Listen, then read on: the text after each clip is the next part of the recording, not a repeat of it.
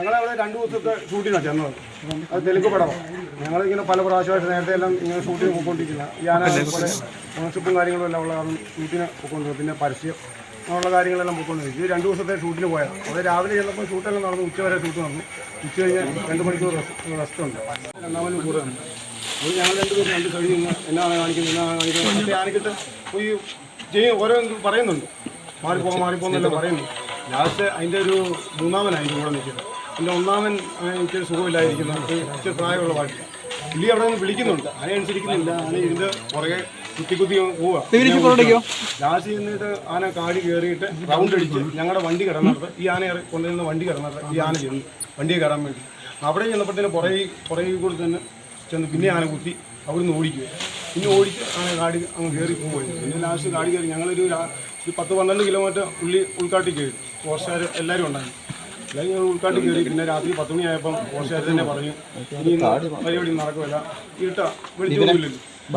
വെളിച്ചമൊന്നും ഇല്ലാത്ത കാരണം ഇന്ന് നമുക്ക് രാവിലെ നോക്കാമെന്നോ.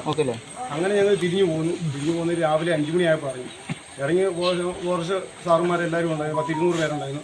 അവരെല്ലാം കൂടെ വന്നു. പിന്നെ അവിടുത്തെ നാട്ടുകാരുണ്ടായിരുന്നു, ആനപ്രേമികളുണ്ടായിരുന്നു, എല്ലാവരും ഉണ്ടായിരുന്നു. ഞങ്ങൾ തപ്പി ഒരു പാത കണ്ടപ്പോഴത്തേന് ആ പാതയിൽ കൂടി നോക്കി. ഒരു 10-20 മീറ്റർ ചെന്നപ്പോഴത്തേന് നമ്മുടെ ആനയുടെ ഇരണ്ടോ നടക്കുന്നത്. എന്നപ്പം നമ്മുടെ 2ാമൻ വിളിച്ച് പറഞ്ഞ് നമ്മുടെ ആനയുടെ ഇരണ്ടോ എന്ന് പറഞ്ഞ് ഞങ്ങൾ കുറേ പോവാം. ഞങ്ങൾ എല്ലാവരും ഉണ്ട്, കൂടുതൽ എല്ലാവരും ഉണ്ട്.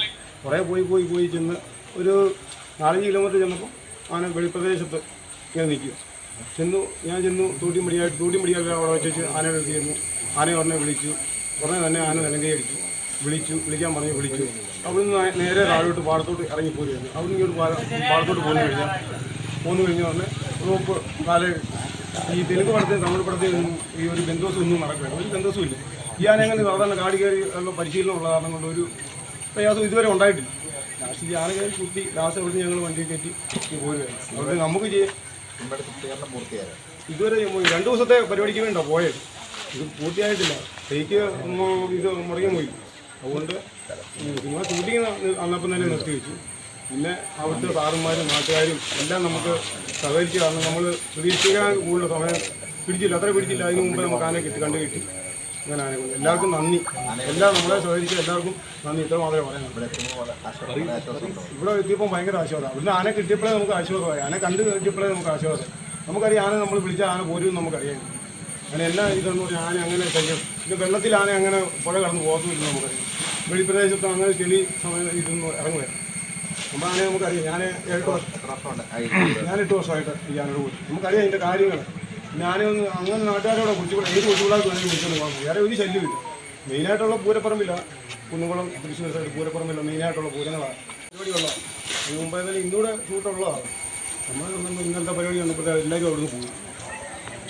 അവിടുത്തെ ഈ ആന നേരത്തെ ഇങ്ങനെ ശല്യം ഉണ്ടെന്ന് നമുക്ക് അറിയത്തില്ലാതായിരിക്കും. ഇവരാരും പറഞ്ഞില്ല. ആന കെട്ടേണ്ട സമയമായി. അതുകൊണ്ട് നീതി മുളപ്പാടി കെട്ടേണ്ട സമയം ഈ കുത്തിയാണ്. അവരിങ്ങനെ പറയുന്നു അതങ്ങനെ അങ്ങനെ ഒരു ശല്യമില്ല. ഇത് കൊച്ചുപിള്ളേർക്ക് വെളിയിൽ കൊണ്ടു നടക്കാമെന്ന് പറയാൻ. ഇപ്പം ചേട്ടൻ അവിടെ നിന്ന് വിളിച്ചെന്ന് പറയും ഞാൻ പറയുള്ളൂ. അങ്ങനെ യാതൊരു ശല്യം ഒരു ബന്ധുവും വേണ്ട ഒന്നും വേണ്ട. അതുപോലെ ഈ തമിഴ്പുറത്തേക്ക് ആന അഭിനയിക്കുന്നു. എല്ലാവർക്കും വലിയ കാര്യം. ഷൂട്ടിങ്ങാർക്കും എല്ലാവർക്കും വലിയ കാര്യം.